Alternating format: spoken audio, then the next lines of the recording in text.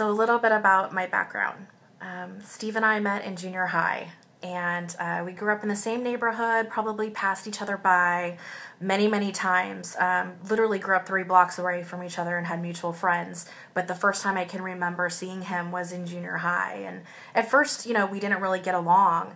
But then we slowly became like the best of friends, and we really, really started our relationship by just finding this mutual love and respect for each other's minds and the way we thought, and just wanting to be a part of each other's lives. We were just drawn together, and we were very young. He was 12, I was 13, but we fell in love. It was a hard and fast love, and throughout our teenage years, we were back and forth together trying to deal with this very adult relationship, because we had fallen so fast. And when I was 19, I had been living in Seattle for a few years with my mom and my stepdad, and I came back for a visit, and I saw him, and I just was so, could never imagine not being in the same place with him again. So I moved back here, and we got married. And, we had long talks before we got married, because we were so young. We talked so much about the type of lives we wanted to have together because we wanted to do it the right way. Definitely wanted children. My dad's a minister. I grew up in the ministry, and I was always helping with kids, at church, at school, carrying around the neighborhood kids like on my hip, like I was their mom. That was my favorite thing to do, play house and be the mom. And so we really set our life goal to have a loving, healthy marriage and to raise children. That is my life plan. That is our life plan. And so we just were set up for a great life. Got married at 19, started, working really hard, doing everything we could to set up our life to be able to have kids. And we had that typical 5-year plan where you say you're going to wait a few years and establish your life so that you can give your children a better life. And unfortunately, we tried to be really smart about that, and it severely backfired on us, because the thing is that no one tells you that you need to have a plan B. Our plan A was to, work through the bumps that is life, but to have a happy family, to raise children, have as many as we could, and create a family, between our love. We wanted to create a family from the foundation we had started way back in junior high. And so to have this profound love for your husband and relationship, and then, think about having children. So we went through that process, and the day we decided that, look, we're established enough, let's start trying. He had a great job, I had a great job, we had savings, we were looking for a home to purchase, very established in our relationship, and so we started trying. And for years, it had been in the back of my mind that maybe there was, something that I was going to need to do to get pregnant besides just the conventional ways.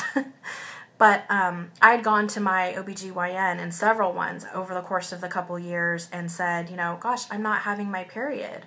I'll go 3 or 4 months and I'm not getting a period. Is everything okay? Do I need to do anything to, be healthy and make sure that this is okay? And every single one of them, and I saw at least 4, told me throughout the years between the age of 18 and 24 that, no, everything's fine. Just come in when you are ready to get pregnant, and, maybe we'll put you on Clomid or something just to make you have your period. Sometimes you have to do a cycle of birth control, and then you'll get pregnant, when you come off of it. So I thought everything was fine. And when I went in, when I was 25 and said, okay, I'm ready, I want to get pregnant, after trying for 3 months on my own, not being successful, the doctors did the first ultrasound, a vaginal ultrasound, and they immediately said, you have polycystic ovary syndrome, and you have cysts all over your ovaries. And I was in such crazed shock, because this isn't something that crept up overnight. This is something that I probably had through my teens, to 25 years old, that day. And here I've been to the doctor so many times, making everything okay? Is it okay that I don't have a period? And here we are now, and they're saying, oh yeah, there's a reason you don't. It's polycystic ovary syndrome. and you have cysts all over your ovaries. That's the reason why you're not having a cycle and why you're not ovulating. So, that first day, it was such a tremendous shock. Like, you're kidding me. I've gone to the doctor. I've asked about this. We've waited. But even then, never knowing how big of a deal it was going to be. I mean, my God, had no clue. So we started down this journey where we thought out, okay, it's just going to take some time. I'll just need to take some Clomid. Now, we're decided we're going to do this, And I remember when we first made the decision, like, we're going to go down this journey, we're going to try this. It's time. My husband we were thinking it over because we were trying to be very responsible about when we made the decision to get pregnant. And, being so naive, not knowing the road we were going to have to go down, my husband made this joke of, you know what, as we were sitting silently, like thinking it over, coming up with the right time, he said, I'll tell you what, if you go get me a bowl of ice cream, which is his favorite thing, I think I'm ready, and kind of made a joke about it. And it was this blessed moment to then, then cut to sitting in the doctor's office, finding out, okay, I should have had this information in front of me the whole time that it was going to be a hard time, because now I'm 25, which is young, but it's not that young when you think of years of trying, which I didn't know I was going to have to go after. So here we are thinking we're still in plan A and that everything's going to work out. We're going to have this great happy life and we're going to have children and everything's going to work out fantastic. And so we go through our journey and we tried Clomid for a year and no success whatsoever. Then we tried IUIs for a couple of years. No success whatsoever. I didn't get pregnant once. We tried. It's month after month. There's medications, injections, having to run out of a dinner party or a get together and go do my injection in the car.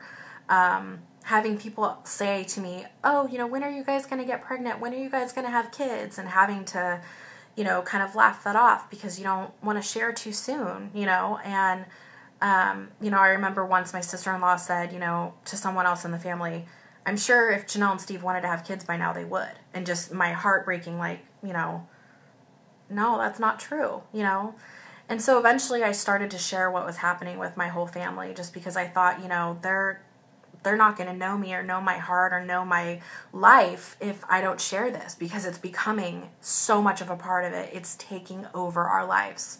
It's what we breathe, what we think about when we go to bed, and what we think about when we wake up.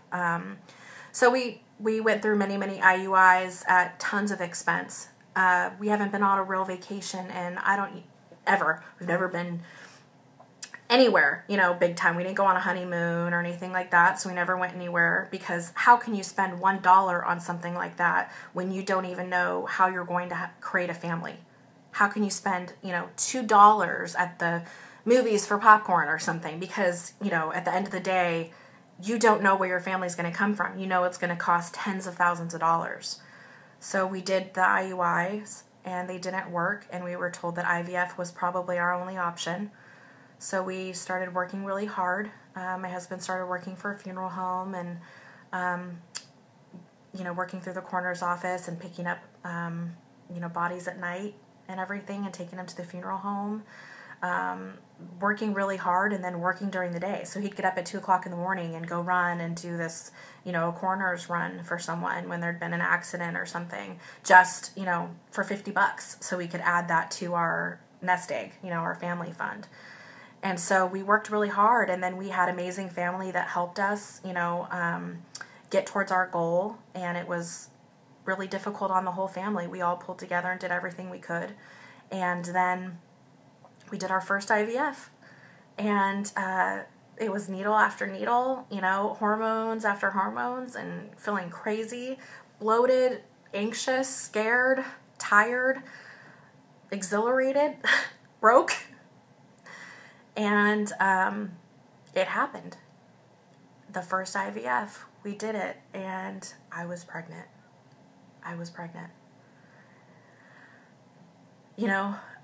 At that moment, I remember sitting in the car and waiting for the news, and we were driving home and getting that call that it worked. You're pregnant. and hearing that for the first time in my life through all of our struggles, all these years, all this money, all these sacrifices, all these tears, and I'm pregnant. And it was amazing. It was the best feeling in the world. And, they told us to be careful. They told us to be precautious, to not get too excited. And we tried to do all those things. We tried not to celebrate too much because it's a scary and, in the first trimester. And, but how can you not? You have a life growing inside of you. I mean, it's something that you've hoped and prayed and dreamt about since you were a little kid. How can you not be excited in some way? How can you not let yourself feel that there's a child growing inside of you, that your love has created a person, And so we were pregnant and thrilled. And then I went to the doctor for a checkup at 11 weeks, and my husband and I were both there. We were so happy, gonna hear the heartbeat again, and the doctor said there was no heartbeat.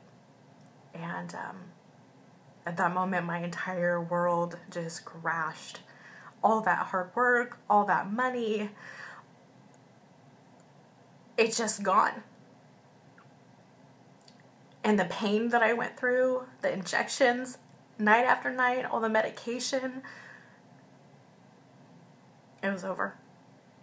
There was no heartbeat at 11 weeks.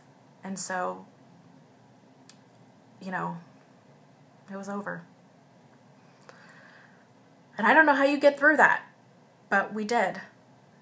We started saving again. We pulled things together, and, a miracle happened. We did it again. And we didn't even get that far. And we were heartbroken. We were devastated. Having to call everyone and tell them that it didn't work. I mean, everyone knew I was pregnant. How can you not share that when you're that thrilled, when you've gone through that much? And so, my whole family went through it. It was excruciating for everyone. And then we did it a third time. We actually braved through it for a few years. I worked a lot of jobs that I didn't like, worked for a lot of mean people, and put money away as much as we could. My family helped as much as they all could, and we started that dream again. So we just, this last summer, did our third attempt at IVF, and now it's been 7 years since we've been struggling with this with the doctor's help. And that third IVF was so built up, it went better than any previous thing had gone. We had so many embryos. They collected so many eggs. We did so good. The embryos looked great. It was the best case scenario. Before I went into the third IVF, we had found out that I had Asherman syndrome, so I had scar tissue from the first miscarriage. So they removed that, had this big painful surgery to get ready for it. Went in to do the IVF, the injections were going well, every ultrasound looked great. The progress was wonderful. The doctor said it was the best case scenario. They put 2 beautiful embryos back, and we just waited and prayed and hoped because we knew this was our last chance. This was our last opportunity. I had lost my job. I went and, I told my boss that I needed to take a little bit of time to be able to do the IVF, and it was a small amount of time that I needed, and just to let him know that I would be feeling sick, but I would be pulling through and doing everything I could, and he let me go. I lost my job, and we were very quickly losing our home because we'd put every penny we had into this. We did everything we could to make this work. I mean, you got to be all in when it comes to something like this. How can you not? This is your life. So we did that, and we gambled and we lost. After the third IVF, they called us, even with all the perfect scenarios, and they told us that it didn't work. And I remember laying in bed with my husband, and we had been waiting all day to hear. And when she called and said, "I'm so sorry, it didn't work," I had to have her repeat it, because there was a time when I didn't think we'd ever be able to do one IVF. I mean, how in the world do you get that money? You read books where people say they mortgage their houses, they stop going on vacation, or they do this or that. But what if you don't have those resources? What if you're already so stretched? We had no more savings. We had nothing. We were borrowing. We were selling things. We were doing anything we could to create this life. And then I lost my job. And we couldn't keep our house. And this all started coming to a head, and we just went all in. We have to be all in to get this done. We have to do this. We have to achieve this. And so we did. And when it didn't work, when she called and said, I'm sorry, but it didn't work. You're not pregnant. Those are the most haunting words I think you can ever hear. So at this point, I lost my job to this. We lost our house to this. And a whole lot of my sanity. I just don't know where you go from here. I don't know what you do. I don't know anybody else in my situation. I've been really open and honest about what we call our quest to be parents, and shared it with a lot of people. And I've had a lot of support. But there's a club that I will never belong to. You hear women talking about being a mom and their labor and the things that they've gone through, or the soccer game that they've coached, or whatever the circumstances are. And that's something I'm never going to know. And that's the point where we're in. Is I'm so blessed that we had the opportunities we had, because God, I know that there's couples out there in my situation that didn't even get to do it once. And I got 3 chances. But we worked for those chances. We worked hard. And they didn't work.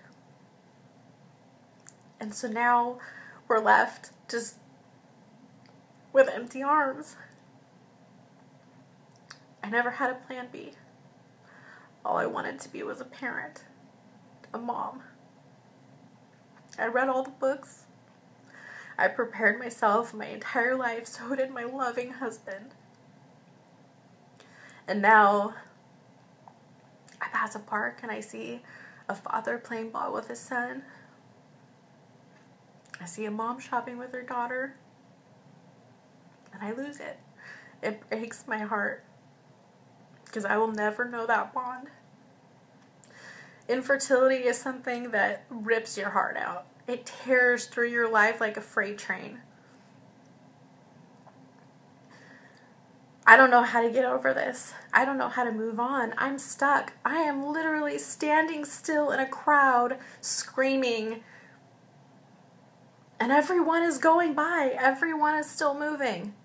Everyone is still living their life. And I don't know how to get back in the crowd. I don't know how to keep going. I'm stuck in this.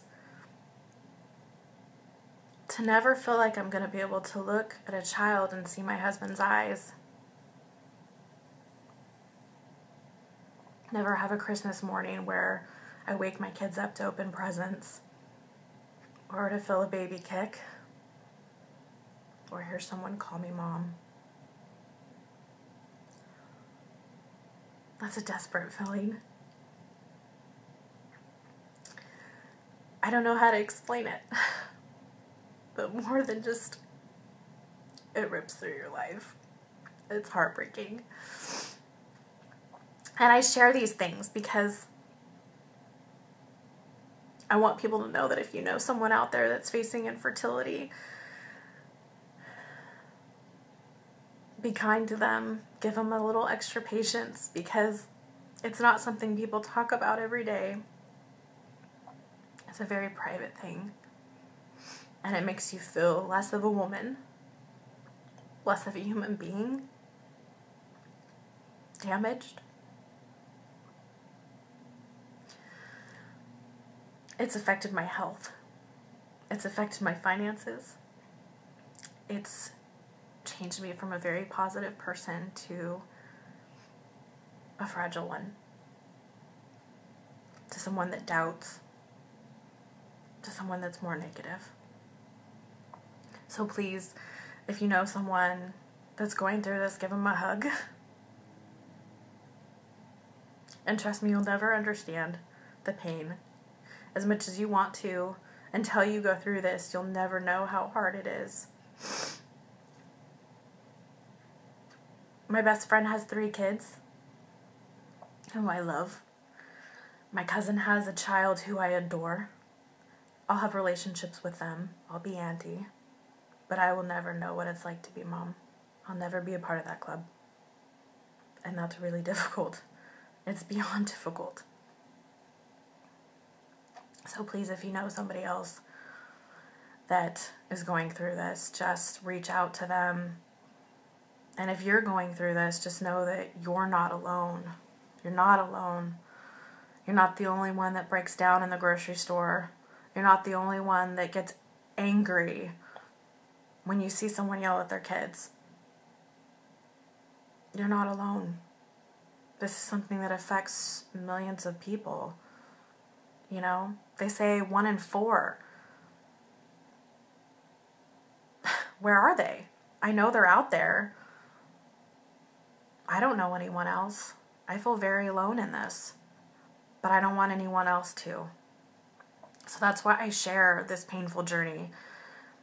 My husband and I will go on and we'll try to be the best versions of ourselves that we can, but we're stuck in this depression, and I don't know how to get out of it.